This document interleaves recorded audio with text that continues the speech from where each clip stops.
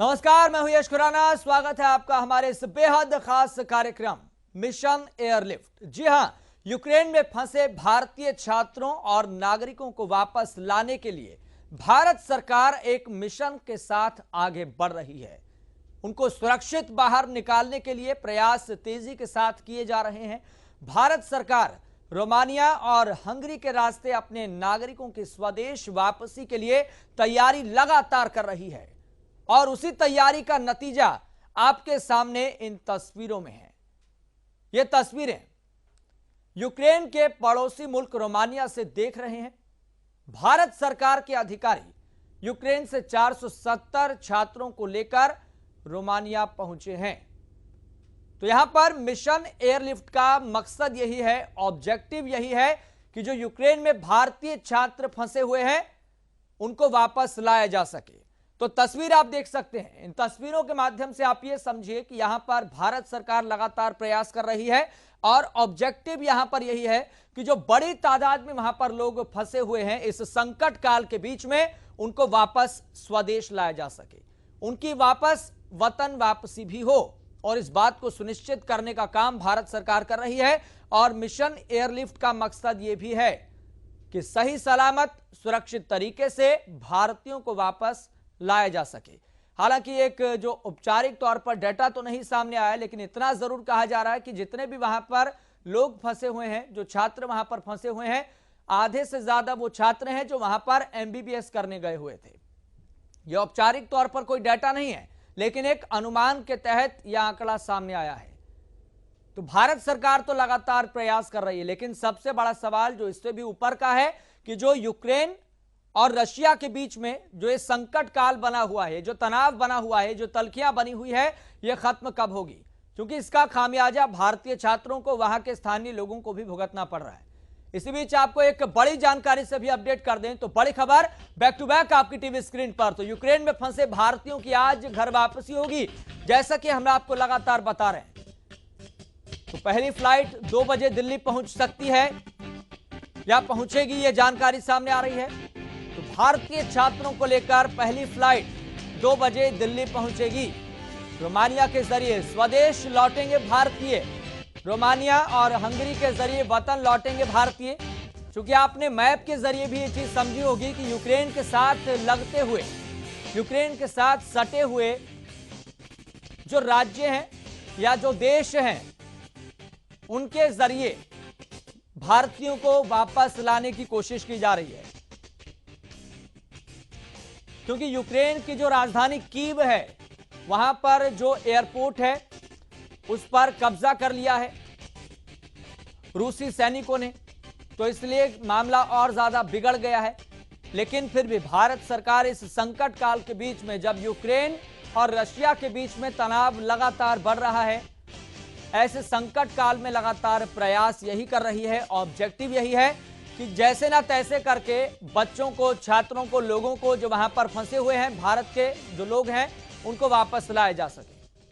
और इसका नतीजा भी धीरे धीरे सामने आ रहा है।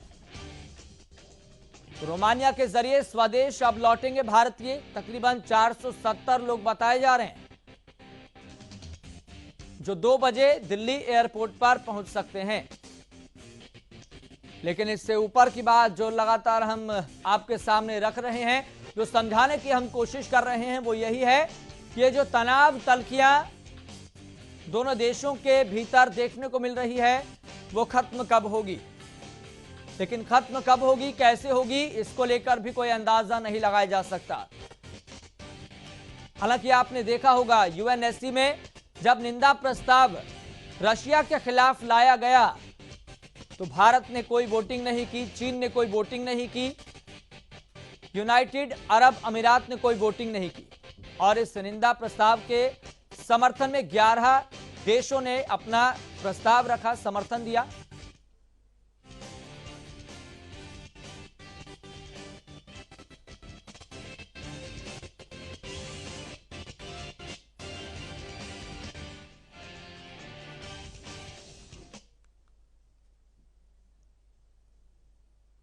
तो यूक्रेन में भारत के करीब 20,000 छात्र और नागरिक फंसे हुए हैं।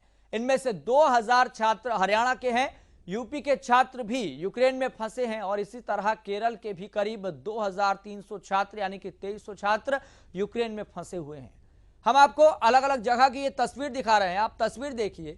पहली तस्वीर सोनीपत की, दूसरी तस्वीर बरेली की है, तीसरी तस्वीर भिवानी की, चौथी तस्वीर गोहाना की और पांचवी तस्वीर जुलाना की है। इन तस्वीरों के माध्यम से आप ये समझिए कि जुलाना की बात हो, चाहे गोहाना की बात हो, बरेली की बात हो, सोनीपत की बात हो, तो जींद से आप ये तस्वीरें भी लगातार देख रहे हैं। लेकिन मकसद यही है कि अभिभावक परिजन सभी ये मांग कर रहे हैं कि जैसे ना तैसे करके जो वहां पर भारतीय छात्र फंसे हुए हैं, जो लोग फंसे हुए हैं, जो नागरिक वहां पर यूक्रेन में फंसे हुए हैं, इस संकट काल में उनको वापस लाया जा सके। तो ये परिजन लगातार मांग कर रहे हैं और ठीक इसी तरह से जो तस्वीरें हैं अलग अलग जिलों से भी सामने आई है। ये तो देश के एक राज्य की तस्वीरें हैं, राज्य के जिलों की ये तस्वीरें हैं, लेकिन अलग अलग राज्यों के अलग अलग जिलों की तस्वीरें भी इसी तरह से सामने आ रही है और अलग अलग क्षेत्र के जो लोग हैं वहां पर जो किसी भी ऑब्जेक्टिव से, किसी भी उद्देश्य से काम करने गए थे, वो वहां पर फंसे हुए हैं। लेकिन समझना यहां पर जरूरी है, क्योंकि भारत सरकार एक तरफ प्रयास कर रही है कि कैसे ना तैसे करके बच्चों को वापस लाया जा सके। जो यूक्रेन से सटे राज्य वहां पर हैं, पोलैंड की बात हो, बेलारूस की बात हो या फिर रोमानिया की बात हो, तो इन देशों के जरिए उनको एयरलिफ्ट करके भारत वापस लाने की कोशिश लगातार चल रही है, ताकि सही सलामत सुरक्षित तरीके से उन बच्चों को, उन छात्रों को जो वहां पर पढ़ने के सिलसिले से गए हुए थे, जो वहां पर काम करने के सिलसिले से लोग गए हुए थे, उनको वापस लाया जा सके। बच्चों को भी ये नहीं पता था कि वहां पर ऐसे भी हालात बन जाएंगे। हालांकि कुछ समय पहले तक, यानी कि 1 से 1.5 महीने पहले तक जब बच्चे अपने परिजनों से बातचीत कर रहे थे, तो वहां पर खबरें सामने आ रही थी कि तनाव थोड़ा थोड़ा बढ़ रहा है। तो 5 तस्वीरें हमने आपको दिखाई है जो अपने आप में बहुत महत्वपूर्ण है। फिलहाल आपको बता दें हमारे साथ बीजेपी प्रवक्ता प्रोफेसर विधुरावल भी जुड़ गए हैं। प्रोफेसर साहब, आपका बहुत बहुत स्वागत है। और हमारे साथ एक्सपर्ट भी जुड़ गए हैं अंतरराष्ट्रीय मामलों के, दिलीप यशवर्धन। दिलीप यशवर्धन जी, आपका भी बहुत बहुत स्वागत है इस खास चर्चा में जुड़ने के लिए। और मेरे सहयोगी न्यूज रूम से जुड़ गए हैं करण खुराना। सर, मैं आप दोनों के पास आऊंगा, लेकिन सबसे पहले इस संकट काल के बीच में जो यूक्रेन और रशिया के बीच में चल रहा है उसे जानने समझने की कोशिश करते हैं, एक अपडेट ले लेते हैं। मेरे सहयोगी करण खुराना मेरे साथ जुड़े हुए हैं। करण खुराना, फिलहाल क्या अपडेट मिल पा रहा है इस संकट काल के बीच में? जी देखिए, रसिया और यूक्रेन के बीच जो तनाव है वो अपने चरम पर है और कभी भी जो है रूसी सेना जो है कभी भी राजधानी कीव पर जो है पूरी तरीके से कब्जा सकती है। और फिलहाल जो है यूक्रेन के जो राष्ट्रपति है वो अपनी पीठ झुकाने के लिए तैयार नहीं है, यानी कि हार मानने के लिए तैयार नहीं है। उन्होंने जो है, जो अमेरिका ने ऑफर दिया था कि बाइडेन ने, कि वो किसी भी तरीके से सेफली जो है यूक्रेन के राष्ट्रपति को बाहर निकाल सकते हैं, लेकिन यूक्रेन के राष्ट्रपति ने ये ठुकरा दिया और कहा कि हमें बस नहीं चाहिए, गाड़ी नहीं चाहिए, हमें हथियार चाहिए। तो उन्होंने पहले भी इसी तरह का बयान दिया था कि वो झुकने के लिए तैयार नहीं है, वो अपने लोगों को मरते हुए नहीं देख सकते। तो एक तरफ जो है रशिया की सेना आगे बढ़ती जा रही है और कभी भी जो है राजधानी कीव पर कब्जा सकती है, तो दूसरी तरफ जो है अभी भी जो है यूक्रेन के राष्ट्रपति झुकने को तैयार नहीं है। तो साफ तौर पर इस तरह की जो स्थिति है वो तनावपूर्ण है और कभी भी जो है रशिया की सेना कब्जा सकती है। और फिलहाल चिंता की बात यह है कि आज 12 बजे जो है सीसीएस की मीटिंग भी होनी है पीएम मोदी की अध्यक्षता में, और भारतीयों को निकालने के लिए तमाम तरह की कोशिशें की जा रही है। और आज रोमानिया के जरिए 400 से ज़्यादा छात्र स्वदेश लौटने भी वाले हैं।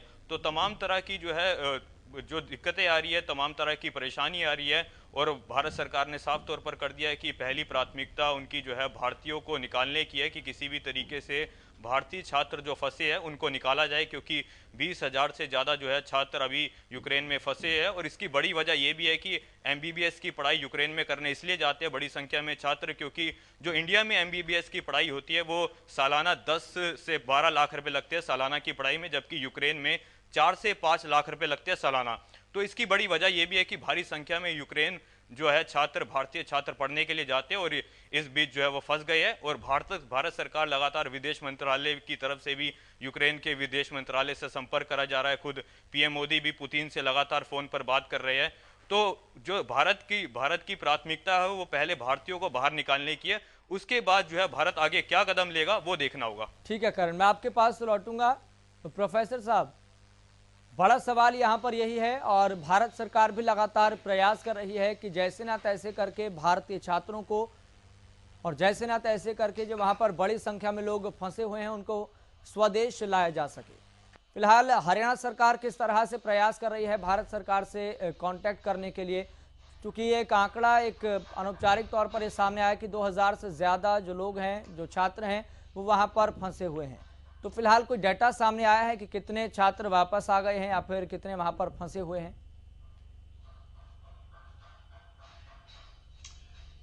देखिए, हरियाणा के लगभग 2100 के करीब जो है नागरिक जी, वो इस समय यूक्रेन में हैं। जी, उनमें से 1800 प्लस के करीब स्टूडेंट्स हैं। जी, आपने अपनी रिपोर्ट में बताया कि कौन कौन से स्थानों के वहां पर विद्यार्थी गए हुए हैं। जी, लेकिन उससे महत्वपूर्ण यह है कि भारत सरकार के साथ मिलकर हरियाणा सरकार ने विभिन्न स्तरों पर हेल्पलाइंस जारी की है, एक कंट्रोल रूम बनाया है, दिल्ली में एक नियंत्रण कक्ष बनाया गया है और उसके वहां पर उसके फोन नंबर्स जारी किए गए हैं। उसके अतिरिक्त एक टोल फ्री नंबर हरियाणा सरकार ने जारी किया है, मैं आपके चैनल पर बता भी देता हूं जी, 1800-118-797 ये टोल फ्री नंबर हरियाणा सरकार ने रिलीज किया है। हमने एक ईमेल रिलीज की है, ईमेल आईडी रिलीज की है, जिस पर कोई भी ईमेल आईडी ईमेल कर सकता है। इसके अलावा यूक्रेन में भारत के जो भारतीय दूतावास है, उसमें भी हमने 2 एक्सक्लूसिव नंबर हरियाणा के जो अभिभावक हैं उनके लिए रखा है और जो आम नागरिक हैं, उनके परिजन हैं, उनके लिए रखे हैं हमने 2 नंबर, और वो भी रिलीज किए जा चुके हैं। इसके अलावा विदेश सहयोग विभाग जो है, उसके माध्यम से एक और हमने कंट्रोल रूम जो दिल्ली के अंदर स्थापित किया है, उसके भी नंबर्स हमने दिए हैं। इससे भी इतर जो है, हमने व्हाट्सएप हेल्पलाइन एक जारी की है और वो व्हाट्सएप हेल्पलाइन जो है उस पर भी कोई अगर किसी प्रकार की जानकारियां ले सकता है वो ले ले।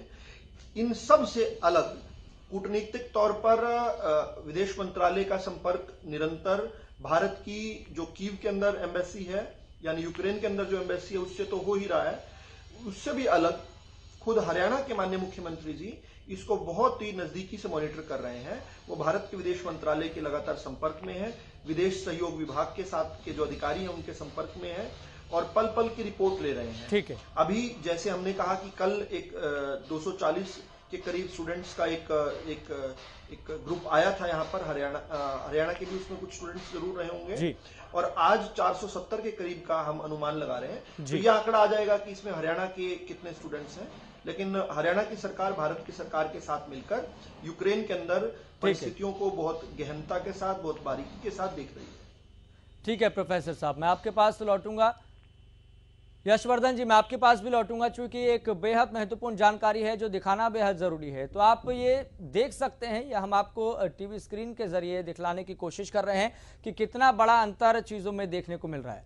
तो फाइटर हेलीकॉप्टर की बात करें, रूस के पास 538 है, तो वहीं यूक्रेन की बात करें तो बहुत कम है। बात करें रूस और यूक्रेन में, हम एक कंपैरिजन करने की कोशिश कर रहे हैं कि कितना बड़ा अंतर देखने को मिल रहा है। तो आर्म्ड व्हीकल की बात करें, रूस के पास 27,100 है, यूक्रेन के पास 11,000 के तकरीबन है। बात करें तोप खानों की, तो रूस के पास 4,465 है, यूक्रेन के पास 2,000 के आसपास है।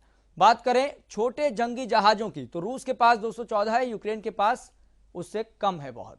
बात करें जवानों की, तो यूक्रेन के पास बहुत बड़ी संख्या में जवान है, जबकि यूक्रेन की, और बात करें रशिया की, रशिया के पास बहुत बड़ी संख्या में यहां पर जवान भी हैं। तो यानी कि एक तरह से इस अंतर को दिखाने का मकसद यही है, ऑब्जेक्टिव यही है कि ऐसा सारी स्थितियों को देखकर लग रहा है कि एक हाथी चींटी को मसल रहा है, लेकिन ये जो चींटी है ये मान नहीं रही है, वो कह रही है कि हम पीठ दिखाने को तैयार नहीं है। तो इतना बड़ा अंतर है सारी चीजों में, इतना बड़ा बेमेल है, फिर उसके बावजूद भी ये तनाव बना हुआ है, तल्खियां बनी हुई है, और इससे भी ऊपर का सवाल यह है कि ये तनाव खत्म कैसे होगा। हमारे साथ लगातार अंतर्राष्ट्रीय मामलों के जानकार हमारे साथ जुड़े हुए हैं यशवर्धन जी, इतना बड़ा अंतर है चीजों में, मतलब कोई भी मेल नहीं खाता यूक्रेन और रूस के बीच में, चाहे आप थल सेना की बात करें, वायुसेना की बात करें, लेकिन फिर भी यूक्रेन पीछे हटने को तैयार नहीं है। और इसका खामियाजा केवल रूस और यूक्रेन को नहीं भुगतना पड़ रहा, बल्कि पूरा विश्व डायरेक्टली इनडायरेक्टली इसका खामियाजा भुगत रहा है। यह तनाव खत्म कैसे हो सकता है? हालांकि कोशिश दूसरे देशों की तरफ से की जा रही है, लेकिन वो कोशिशें सामने आती हुई दिखाई नहीं दे रही है। तनाव खत्म कैसे होगा, कब होगा, किसी को नहीं पता सर। मेरा ये मानना है कि तनाव बहुत जल्दी खत्म होगा, क्योंकि यूक्रेन की बात है कि कुछ नहीं जैसे कल लेटेस्ट न्यूज थी कि यूक्रेन ने कॉम्प्रोमाइज करने की ऑफर किया है, जी कंडीशन लगाने की, तो मेन कंडीशन वही है, इस वजह से झगड़ा शुरू हुआ था नेटो की मेंबर से। रशिया हम लगातार अपडेट कर रहा है कि यूक्रेन नेटो की मेंबरशिप नहीं लेगा, नेटो अड़ा हुआ है कि हम उसकी मेंबरशिप लेंगे। और ये जो यूक्रेन ने हिम्मत दिखाई है रशिया की टक्कर देने की, ये शायद किसी गलत फहमी में दिखा दी कि नेटो उसके पीछे खड़ा हुआ है, जबकि जो नेटो का मेन जी ऑब्जेक्टिव है जो है पीस स्टेब्लिश करना है। और अभी तक यूक्रेन नेटो का मेंबर बना नहीं है। तो शायद ये गलत फहमी में था कि अगर कहीं भी इमरजेंसी पड़ेगी नेटो उसको मिलिट्री सपोर्ट देगा, क्योंकि लीगली पॉसिबल नहीं है। अंटिल अनलेस कोई आदमी नेटो का मेंबर, कोई कंट्री नेटो का मेंबर नहीं है, तो नेटो उसको लीगली सपोर्ट दे नहीं सकता है। इसके लिए इस गलत फहमी में आकर के इसने रखा के मोर्चा लेंगे, जबकि वो रशिया के आगे बहुत छोटा है। और अगर आप हिस्ट्री में जाते हैं कि यूक्रेन रशियन एम्पायर का ही एक पार्ट हुआ करता था जी 1918 से पहले, और 1918 में इसको सोवरेन कंट्री बनाया गया था, फिर ये दोनों ये विचार को पार्ट करने 1991 में जो विचार टूटा तो दोनों कंट्रीज अलग हो गए। और जी एक इंटरनल डिस्प्यूट भी है, इसके पीछे बहुत बड़ी राजनीति भी काम कर रही है, जो डिस्प्यूट चल रहा है। यूक्रेन का एक वो पार्ट जो रशिया के बॉर्डर से मिला हुआ है, दोनों में एक ही धर्म है, क्रिश्चियनिटी, दोनों देश का धर्म है।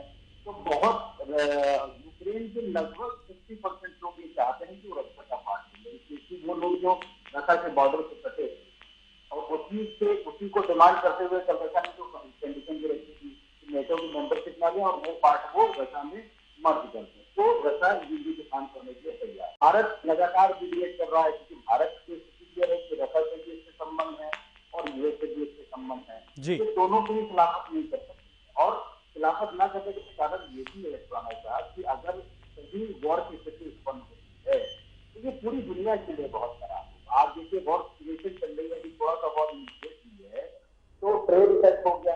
बिल्कुल दिलीप जी, और यही बात हम लगातार कह रहे हैं कि भले ही ये जो लड़ाई है इन दो देशों के बीच में चल रही है, लेकिन डायरेक्टली इनडायरेक्टली इसका भुगतान दूसरे देशों को भी करना पड़ रहा है, चाहे हम भारत के ही कॉन्टेक्स्ट में बात कर ले। लेकिन दिलीप साहब, यहाँ पर रूस की इंटेंशन क्या ये दिखाई दे रही है कि वो अब यूक्रेन पर कब्जा करना चाहता है? इसमें कोई बड़ी बात नहीं है। अगर यूक्रेन सरेंडर नहीं करेगा तो रशिया के पास दूसरा कोई ऑप्शन भी नहीं। और ये आप हिस्ट्री उठा करके देखिए, हमेशा से प्रोसेस चलता रहता है। अभी लेटेस्ट में देख लीजिए, चाइना ने हांगकांग को इन्वेड किया, हांगकांग में अपना कॉन्स्टिट्यूशन लागू कर दिया। तालिबान वाला मामला आपको हम लोगों ने देखा था। तो ये रशिया और यूक्रेन कभी एक ही पार्ट हुआ करते थे। अगर यूक्रेन आज अपने आप को सरेंडर नहीं करता है, रशिया की कंडीशन नहीं मानता है, तो रशिया के पास मजबूरी होती है, रशिया आगे बढ़ चुका है। अब वो बैकफुट कर नहीं जा सकता, यूक्रेन ना सरेंडर करे। और जैसा मैंने अभी बताया कि यूक्रेन के भी बहुत सारे लोग चाहते हैं कि वो रशिया में मर जाए, तो इंटरनल डोमेस्टिक डिस्टर्बेंस चल रहा है यूक्रेन में, वो भी इसकी एक वजह से चल रहा है। तो अगर यूक्रेन ने सरेंडर नहीं किया, अगर इंडिया और यूएस और रशिया के बीच मीडिएशन नहीं हो पाया, इंटरनेशनल फोरम पर अगर ये बात नहीं बन पाई, तो रशिया के पास कोई ऑप्शन नहीं होगा सिवाय इसके चीजों यूक्रेन के विरोध। जी, लेकिन दिलीप साहब, चूंकि अमेरिका भी खुलकर सामने नहीं आ रहा है, हालांकि ये जानकारी सामने आ रही है कि कई एयरक्राफ्ट के जरिए अपने सैनिकों को अमेरिका ने भेजा है ताकि स्थिति को संभाला जा सके या फिर रशिया पर दबाव बनाया जा सके। क्योंकि हर तरह से रशिया को कोशिश की जा रही है रोका जा सके, चाहे बात वो ब्रिटेन की हो, अमेरिका की हो या फिर कनाडा की हो, तो फाइनेंशियल सैंक्शंस लगाए लगातार जा रहे हैं उस पर, लेकिन रशिया फिर भी रुकने को तैयार नहीं है। ऐसे में रशिया की पूरी दुनिया में ये छवि खराब तो हो ही रही है, लेकिन रशिया के लिए कितना बड़ा नुकसान है? रशिया को डर क्यों है? अगर यूक्रेन नाटो में शामिल भी हो जाए तो किस बात का डर दिखाई दे रहा है रशिया में? इंडिया की और रशिया की ज्योग्राफिकल बाउंड्री है, जैसे भारत चारों तरफ से दुश्मनों से घिरा हुआ है। जी, तो हमारी जो ज्योग्राफिकल बाउंड्री है हर तरफ एनिमी से घिरी हुई है। सेम कंडीशन रशिया की है। रशिया की ज्योग्राफिकल बाउंड्री है, अगर वो नाटो कंट्री का मेंबर हो जाता है तो चारों तरफ से नाटो कंट्री से घिर सकता है। और ये स्थिति कभी भी उत्पन्न हो सकती है कि नाटो चाहेगा तो रशिया को इन्वेस्ट करने की कोशिश कर सकता है, या कोई भी जो मेंबर जो नाटो का, कोई भी कंट्री जो नाटो का मेंबर है, अगर उसका रशिया से कभी कोई डिस्प्यूट राइज होता है तो पूरा नाटो उसके खिलाफ खड़ा हो जाएगा।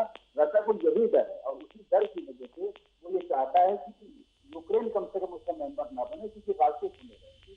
और अभी जो आपने बात कही कि अमेरिका सपोर्ट दे रहा है यूक्रेन को, उसके जहाज भेजे हैं, यूएस हमेशा डिप्लोमेसी के साथ चलता है। यूएस ने तालिबान में भी अपने सैनिक लगा रखे थे, अपने टैंक लगा रखे थे, लेकिन जैसे ही तालिबानी सदन शुरू हुआ उन्होंने उनको वापस बुला लिया। यूएस हमेशा लड़ाने की कोशिश करता है, उकसाने वाली जो आदत होती है कि तुम लड़ो हम तुम्हारे पीछे खड़े हैं, लेकिन ये कभी भी साथ नहीं देता। और यूएस को भी पता है कि अगर ऐसी कोई स्थिति बनती है तो इंडिया के साथ साथ और बहुत सारी कंट्रीज हैं, चाइना उसके अगेंस्ट में खड़ा हो जाएगा। चाइना, हालांकि चाइना अभी रफा को सपोर्ट कर रहा है, तो ये बहुत सारी ऐसी कंट्रीज हैं जो अपने आप को सुपर पावर बनाने की कोशिश कर रहे हैं, जो अमेरिका के को सबसाइड करके अपने आप को सुपर पावर बनाने की कोशिश कर रहे हैं। रशिया भी लगा हुआ है, चाइना भी लगा हुआ है, पाकिस्तान ने वहां पर इंडिया की तस्वीर का मामला उठा दिया। तो अब बहुत सारे लोग इस मौके की तलाश में है कि देश डिस्टर्बेंस शुरू हो तो हम इंडिया, पाकिस्तान, इंडिया, चाइना, ये सारे डिस्प्यूट को लेकर के टूट पड़े, और ये स्थिति सबके लिए बहुत खराब होगी। इसलिए इंडिया ये चाहता है कि मीडिएट करके ये बातें खत्म हो। मुझे ऐसा लगता है कि बातें 2 से 3 दिन के अंदर सेटल हो जाएंगी। ठीक है दिलीप साहब, ठीक है, मैं आपके पास लौटूंगा। हमारे साथ अब प्रोफेसर विधु रावल भी लगातार जुड़े हुए हैं। प्रोफेसर विधु रावल, करनाल में यूक्रेन से एक छात्र लौटी है जिसका नाम भव्या है। हमने उनसे बातचीत करने की कोशिश की। उन्होंने ये बताया कि जैसे कि सभी देश अपने छात्रों के लिए, अपने लोगों के लिए एडवाइजरी जारी कर रहे हैं कि आपको 1 महीना पहले ही वापस अपने स्वदेश लौटना था। भव्या ने ये बात रखी थी, आरोप लगाया था कि भारत सरकार ने उस तरह से कोई प्रयास नहीं किए, कोई इस तरह से कोई एक क्लियर गाइडलाइंस या फिर क्लियर कोई एडवाइजरी जारी नहीं की कि वहां पर तनाव बढ़ रहा है और आप भारत वापस लौट आए। तो ये छात्रों में एक सबसे बड़ा सवाल बना हुआ है कि भारत सरकार ने उस समय पे पहले प्रयास नहीं किए जो 15 से 20 दिन पहले या फिर 25 दिन पहले होने चाहिए थे। नहीं, हम 1 फरवरी से लगातार 3 एडवाइजरी जारी कर चुके हैं। भारत सरकार ने 3 एडवाइजरी जारी की हैं और उनमें स्टूडेंट्स के ऊपर छोड़ा था। उन्हें बताया था कि सिचुएशन जो है वहां पर एक बिल्डअप हो रहा है, वॉर की तरफ बढ़ रहे हैं और आप लोगों को आ जाना चाहिए। लेकिन फाइनल जो डिसीजन था वो छात्रों पर छोड़ दिया गया था। ऐसा किसी का कहना कि एडवाइजरी नहीं जारी की, गलत बात है। हमने यहां तक कि रजिस्ट्रेशन किया था, जिस रजिस्ट्रेशन के अंदर 20,000 लोगों ने रजिस्टर किया था, खुद को एम्बेसी के साथ जोड़ा था। आज कीव के अंदर जो सबसे फंक्शनल एम्बेसी है वो भारत की एम्बेसी चल रही है। और मैं आपको बताना चाहूंगा कि राष्ट्रपति पुतिन ने जब युद्ध के पहले दिन प्रधानमंत्री मोदी जी को फोन किया, 25 मिनट तक बातचीत हुई, तो उस बातचीत में पुतिन ने तो अपनी स्थिति बताई, हमला किस प्रकार से, किन कारणों से किया, वो सारी चीजें तो आई। लेकिन भारत की तरफ से जो सबसे बात दृढ़ता से रखी गई वो भारतीय नागरिकों की सेफ्टी रखी गई। भारत के नागरिक, एक नागरिक की जान की सुरक्षा, भारत की सरकार उसके लिए कटिबद्ध है, संकल्पित है। ये भारत जो है, ये देश का प्रधानमंत्री वो कबूतर उड़ाने वाले प्रधानमंत्री नहीं है।